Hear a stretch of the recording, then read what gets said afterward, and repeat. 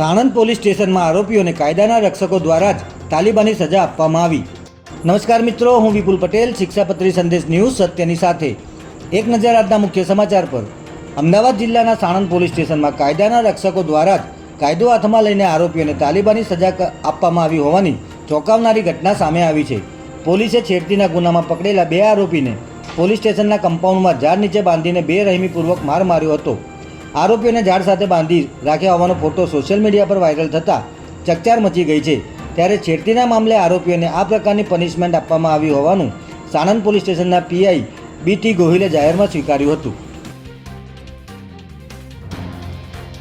અમદાવાદના અમરાઈવાડીમાં બચ્ચો કા પાસ્તા નામના પેકેટમાં વેચાતા પાસ્તામાંથી પ્રતિબંધિત ડાયનો કલર મળી આવતા અમન સેલ્સ એજન્સીને સીલ કરવામાં આવી છે। કોર્પોરેશન ફૂડ વિભાગ દ્વારા થોડા દિવસ અગાઉ બાપુનગરની છૂટક દુકાનમાંથી બચ્ચો કા પાસ્તા નામના પેકેટમાં વેચાતા પાસ્તાના નમૂના લેવામાં આવ્યા હતા, જેની લેબોરેટરીમાં તપાસ કરવામાં આવતા પાસ્તામાંથી પ્રતિબંધિત ડાયનો કલર મળી આવ્યો હતો, જેને લઈને ફૂડ વિભાગ દ્વારા અમરાઈવાડીના નાગરવેલ હનુમાન મંદિર પાસે આવેલી અમન સેલ્સ એજન્સીને સીલ કરી દેવામાં આવી છે।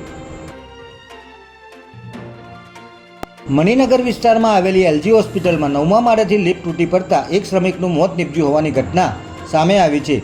ઠક્કરનગરમાં રહેતો 28 વર્ષીય શ્યામ માલી છેલ્લા 2 વર્ષથી એલજી હોસ્પિટલ નિર્માણાધીન બિલ્ડિંગમાં શ્રમિક તરીકે કામ કરતો હતો, ત્યારે અચાનક લિફ્ટની કંટ્રોલ પેનલમાં ટેકનિકલ ખામી સર્જાઈ હતી અને કેબલ તૂટતા શ્યામભાઈ લિફ્ટ સાથે સીધા નીચે પટકાયા હતા। અકસ્માત સર્જાતા આસપાસના લોકો અને મેડિકલ સ્ટાફ ઘટના સ્થળે દોડી આવ્યો હતો, ત્યારે સારવાર દરમિયાન શ્રમિકનું મોત નિપજતા મણિનગર પોલીસે અકસ્માતે મોતનો ગુનો નોંધીને તપાસ શરૂ કરી છે। જય હિન્દ, જય ભારત।